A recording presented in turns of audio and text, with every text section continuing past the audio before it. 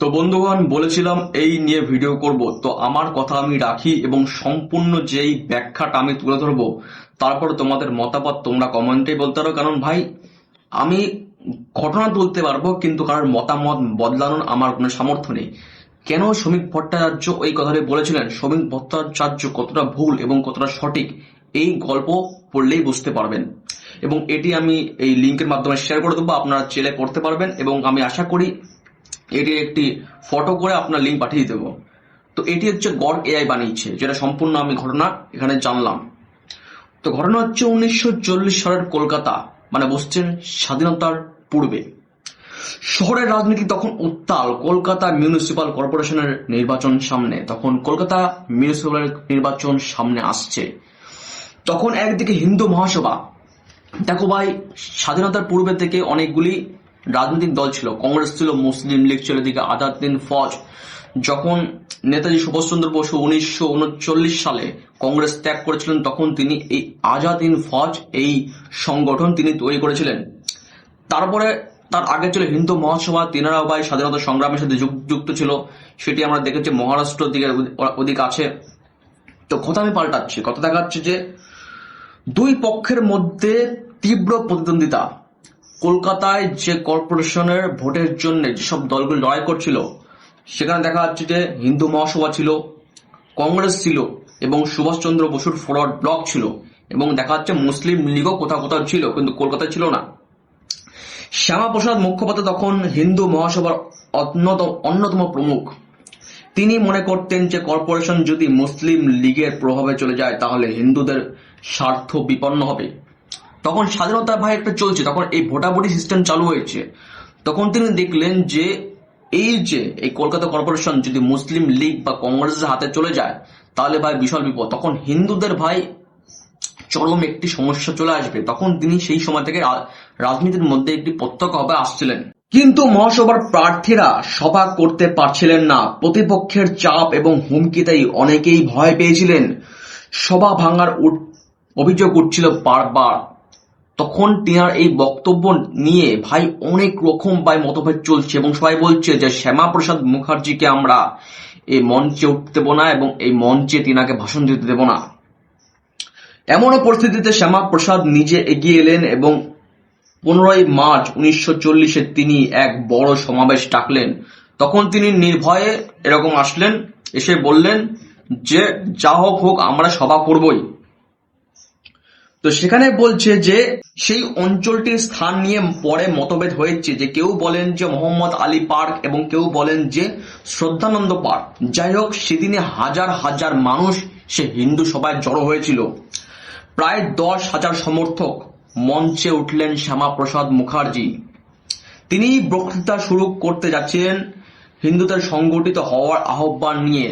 যে তিনি বলছিলেন যে ইংরেজ নিয়ে যা ঝামেলা চলছে, পরবর্তীকালে যদি ইংরেজ চলেও যায়, তাহলে এইখানে দুই জাতির মধ্যে বিশাল বড় বিভেদ তৈরি হবে। এবং এই দুই জাতির মধ্যে যদি এই জাতি বা বিশেষ সম্প্রদায় যদি এই কলকাতা কর্পোরেশনের যদি অধিকার পেয়ে যায়, পরবর্তীকালে তোমরা হিন্দুরা চরম বিবাদে পড়বা।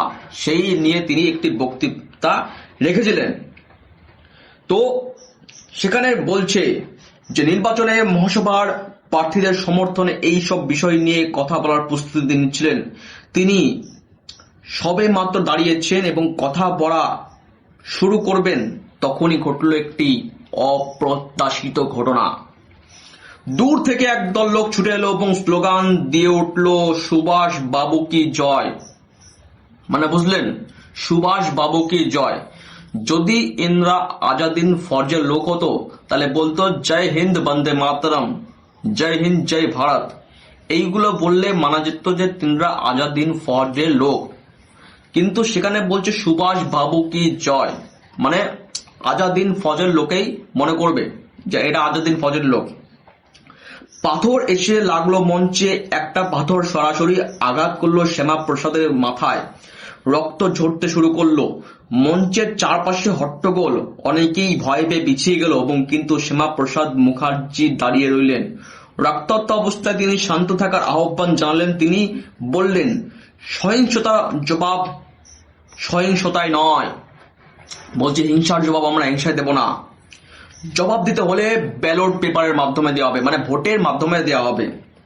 গবেষকরা কিছু বর্ণনায় পাওয়া যায় যে তিনি একে স্বাধীন বক্তৃতার ওপর নাৎসি ধরনের আক্রমণ বলে প্রতিবাদ চালিয়েছেন।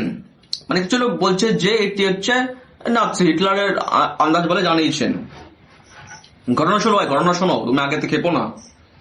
তো জনতা ক্ষুব্ধ হয়ে উঠলো এবং তারা আক্রমণকারীদের মোকাবিলা করতে লাগলো। পরিস্থিতি নিয়ন্ত্রণে আসতে কিছু সময় লাগলো এবং মনে করছো যে সেখানে আক্রমণ করার পরে শুধু চুপচাপ লোক একদম মেনে নিয়েছিল, সেটি নয়। দুই পক্ষের মধ্যে ভাই মারামারি শুরু হয়ে গেছিল। এই ঘটনার পেছনে কারা ছিল তা নিয়ে আজও বিতর্ক। এক পক্ষ বলে যে ফরওয়ার্ড যে ব্লক ছিল, ফরওয়ার্ড ব্লকের কিছু সংখ্যালঘু লোক, মানে এখন বর্তমানে যারা সংখ্যালঘু তখনকার দিনে তারা বিশেষ সম্প্রদায়ের লোক ছিল। এবং অন্য পক্ষ বলে যে কিছু গবেষক বলেন যে কংগ্রেসের স্থানীয় নেতা পাঁচু গোপাল বন্দ্যোপাধ্যায় এবং তাদের যে সমর্থক ছিল তারা এই কাজটি করেছে। কারণ সবে মাত্র 1939 সালে নেতাজি সুভাষচন্দ্র বসু সে কংগ্রেস দলটি ত্যাগ করেছিলেন এবং তিনার নামে কুচ্ছা রটানোর জন্য এরকম তারা লোক পাঠিয়ে তিনার নামে জয় দিয়ে ওনাকে মেরেছিলেন, যাতে পরবর্তীকালে এরকম ভাই তিনার নামে একটি কুচ্ছা রটতে পারে। তো অনেকে বলে যে এটি নেতাজি সুভাষচন্দ্র বসু বা ফরওয়ার্ড ব্লকের লোকের কাজই নয়, এগুলি ছিল কংগ্রেসের কাজ। তো পরে বলছে যে তারা সুভাষ বাবু কি জয় স্লোগান দিয়ে এসেছিলেন, আজাদ হিন্দ ফৌজের সঙ্গে এর কোনো সম্পর্ক নেই। প্রথম বলেছিলাম যে সুভাষ বাবু কি জয়, আজাদ হিন্দ ফৌজ ভাই এদের স্লোগান নয়, তাদের স্লোগান হচ্ছে জয় হিন্দ বন্দে মাতরম জয় ভারত, তাদের স্লোগান এটা ছিল। কিন্তু দেখা যাচ্ছে যে সুভাষ বাবু কি জয়, মানে এখানে যাতে ওনাকে টার্গেট করা হয় সেজন্য সেই সময়কালে এই স্লোগান দিয়ে সেই কিছু বিশেষ সম্প্রদায়ের লোক বা বিশেষ লোকরা এই কাজটি করেছিল যাতে ওনার নামে দোষটি চলে যায়। কিন্তু বাস্তবে ওনার দলের লোক এই কাজটি করেনি, সেটা আমার মতে বোঝা যাচ্ছে। আজাদ হিন্দ ফৌজের লোক এই কাজটি করেনি। আজাদ হিন্দ ফৌজের সঙ্গে এর কোনো সম্পর্ক নেই, কারণ আজাদ হিন্দ ফৌজ গঠিত হয় আরো 2 বছর পর 1942 সালে। ব্যাপারটা বুঝলেন যে তিনি নেতাজি সুভাষচন্দ্র বসু, অনেকে বা ঐতিহাসিক মতবাদ তো বা ঐতিহাসিক মতভেদ অনেকে আছে, অনেকে বলছে তখনই তৈরি গেছিল এবং তখনই এইসব কাজ শুরু গেছিল। ভাই 1939 সালের পরে নেতাজি সুভাষচন্দ্র বসু কংগ্রেস ত্যাগ করেছিল, তখন তেনার কাছে সমর্থক ছিল, তার মানে সেটা যে আজাদ হিন্দ ফৌজ সেটি তখন ঘোষণা হয়নি। আজাদ হিন্দ ফৌজ ঘোষণা হচ্ছে কবে, 1942 সালে, এবং ঘটনাটি ঘটেছিল 1940 সালে। এবং মনে করতে পারেন ওনার সমর্থক ছিল, কিন্তু তখনও আজাদ হিন্দ ফৌজ গঠনই হয়নি, তো কি করে তিনার নামে দোষ হয়। তো ঘটনার পর সুভাষচন্দ্র বসুর সঙ্গে শ্যামা প্রসাদের দেখা হয় এবং সুভাষ প্রস্তাব দেন যে দুই পক্ষের একে অপরের সবাই হস্তক্ষেপ করবেন না, পরিস্থিতি কিছুটা শান্ত হয় এবং রাজনৈতিক দূরত্ব থেকে যায়। পরবর্তীকালে সুভাষচন্দ্র বসুর সাথে শ্যামাপ্রসাদ মুখার্জি ওনার দেখা হয়েছিল এবং তখন তিনারা বলেছিলেন যে শ্যামাপ্রসাদ মুখার্জি তিনিও বলেছিলেন যে আমরা তোমাদের সবাই বিরোধিতা করব না এবং তোমরা আমার সবাই বিরোধিতা করবেন না। এটা ভাই দুজনের মধ্যে চুক্তি হয়েছিল। কিন্তু তিনাদের মনের মধ্যে এবং তিনাদের রাজনৈতিক যে বিষয়ের উপরে মত পার্থক্য থেকেই যায়, যে এইসব ভাই অন্যায় গেছে এবং হতে পারে ভাই করেছে অন্যায়, কে কে করেছে জানে না। এবং শ্যামাপ্রসাদ মুখার্জি বলেছেন ঠিক আছে আমরা তোমাদের পরবর্তীকালে এরকম তোমাদের সবাই আমরা এরকম অপ্রীতিকর কাজ বা অন্যায় কাজ আমরা করব না। তো এই ঘটনাটি তখনকার বাংলার রাজনীতিতে তিক্ততাকে স্পষ্ট করে তোলে। একদিকে শ্যামাপ্রসাদ হিন্দুর স্বার্থ ও সংগঠনের কথা বলেন, অন্যদিকে সুভাষের শিবিরে তাকে সাম্প্রদায়িক রাজনীতির অভিযোগে অভিযুক্ত করেছে। নির্বাচনে হিন্দু মহাসভা খুব একটি সাফল্য পায়নি, কিন্তু শ্যামাপ্রসাদের এই দৃঢ়তাকে কলকাতার রাজনীতিতে একটি নতুন পরিচিতি এনে দেয়। সেদিন মঞ্চে রক্তাক্ত শ্যামাপ্রসাদ দাঁড়িয়েছিলেন এবং পাথরের আঘাত সত্ত্বেও তিনি ভেঙে পড়েননি। সেই মুহূর্তে পরবর্তীকালে অনেকের কাছে এটি সাহসিকতার প্রতীক হয়ে ওঠে। দেখো শ্যামাপ্রসাদ মুখার্জি না তো মাতামাতি কেন করে ব্যাটা বোঝো। তখনকার দিনে হচ্ছে ইংরেজ শাসন চলা কারণে এই ভোটাভুটি হতো, তখনকার দিনে ভাই হিন্দুদের একটি মানে কি ভারতীয়দের একটি ভোটাভুটির সুযোগ করে দিয়েছিল। তো সেই সময় ভোটাভুটি হতো এবং তখন এক একজন করে এই দল গঠন করে এবং পরবর্তীকালে তারা মনে করে যে আমরা এরকম ভোটের মাধ্যমে আমরা এখানে একটি দায়িত্ব পেয়ে যাব। সেরকম করেই এরকম একটি রাজনৈতিক মতবাদ চলছে যেরকম এখন চলে। তো সেই নিয়ে তখন রাজনৈতিক বিরোধিতা হয়েছিল কিন্তু ইংরেজ খেতানো নিয়ে তখন এটি যুক্তি হচ্ছিল না যে ইংরেজকে খেতাচ্ছে না। সেজন্য বর্তমান বিজেপি সরকার শ্যামাপ্রসাদ মুখার্জিকে তাদের একটি লিডার মনে করে, কারণ তিনি হিন্দুদের হয়ে অনেক কথা বলেছিলেন। কারণ বর্তমানে হিন্দুদের নিয়ে অনেক ঝামেলা চলছে এবং বাবরি আমল থেকে ভাই হিন্দুদের প্রতি অনেক অত্যাচার হয়ে এসছে। তো সেই দিক হচ্ছে আমাদের যে বিজেপির লোক আছে তিনারা শ্যামাপ্রসাদ মুখার্জিকে নিজের আইডল মনে করে, কারণ তিনি হিন্দুদের কথা বলেছিলেন, হিন্দু মহাসভার কথা বলেছিলেন। তো দশকের পর দশক পেরিয়ে যাওয়ার পরেও এই বিতর্ক থামেনি। বর্তমানে এই নিয়ে অনেক রকম বিতর্ক চলছে এবং ফরওয়ার্ড ব্লকের লোকও এই নিয়ে প্রায় বিতর্ক চালাচ্ছে। তো ভাই সবচেয়ে খারাপ লাগে কখন এই যে সিপিএম এর লোক, এই সিপিএম এর লোকের সাথে কেন এই ফরওয়ার্ড ব্লক সংযুক্ত করেছে, বর্তমানে যে রাজনৈতিক দল আছে কেন আবার সংযোগ করেছে। ফরওয়ার্ড ব্লক কি বলবো, তোমরা এই কাজটি খুব ভুল করেছো। কারণ সিপিএম নেতাজি সুভাষচন্দ্র বসুর নামে যেসব কথা বলেছে তারপরে তোমরা এর সাথে গঠবন্ধন করতে পেরেছো নাকি এগুলো রাজনৈতিক স্বার্থের জন্য করা হচ্ছে। তো যাই হোক, কিন্তু মূল ঘটনা 1940 সালের সেই মার্চের দিনে কলকাতার এক মঞ্চে একজন নেতা বক্তৃতা দিয়ে গেছিল, আহত হয়েছিল, আর তিনি সহিংসতার বদলে ব্যালটের পথে জবাব দেওয়ার কথা বলেছিলেন। এই ছোট্ট ঘটনা সেদিনকার বাংলার জটিল রাজনৈতিক বাস্তবকে ধরে রেখেছে এবং সুভাষচন্দ্র ও শ্যামাপ্রসাদ এর পথ আলাদা হয়ে গেছিল।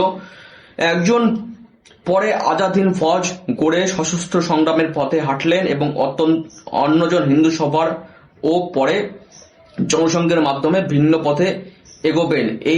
সেই 1940 সালের মার্চের দিনটি দুজনের সম্পর্কের তিক্ততাকে চিরকালের মতো স্মরণ করে দেয়। দেখো, আমরা কোনোদিন দেখিনি যে হিন্দু সভারা বিশাল বড় আন্দোলন করেছিলেন এবং তিনারা ইংরেজের বিপক্ষ ছিল, কিন্তু ইনারা কোনোদিনও একদম এই যুদ্ধ চালু করব বা এখনই সশস্ত্র বাহিনী নিয়ে আমরা অ্যাটাক করব এরকম তিনাদের মাথা আসেনি। সেটি হচ্ছে এনাদের চরম একটি ভুল ছিল। কারণ ইংরেজকে তাড়াতে গেলে আমাদের সশস্ত্র বাহিনী হতেই হতো ভাই, সশস্ত্র হতে হতো, বোমা গুলি বানাতে হতো, যেগুলি আমাদের ভগৎ সিং বানিয়ে গেছে। কেন ইংরেজদের অত্যাচার বাংলা মানুষ সহ্য করতে পারেনি, পারবেও না, এবং সম্পূর্ণ ভারতের লোক বিরোধিতা করে গেছে।